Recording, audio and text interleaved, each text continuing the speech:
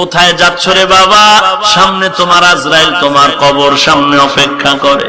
গুনাহগার হইয়া যদি কবরে যাও, ওই কবরের আযাব সইতে পারবি না রে বাবা।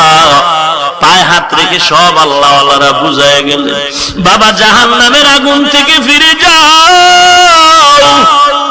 বিশ্বাস করো রে যুবক, আল্লাহ দেখায় দিতেছে কত কবরে আগুন, কত কবরে আযাব, আবার কত কবরের লাশ 20 বছর পরে কাফন সহ তাজা।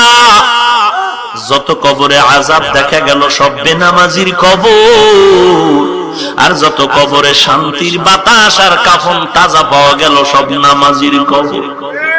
এরে নবীর উম্মতের দল, তোমার সাথে আমার কোনো ঝগড়া নাই। এত বিনয়ের সাথে পায়ে ধরে ধরে বুঝাবার মানেটা কি? কিছুই না।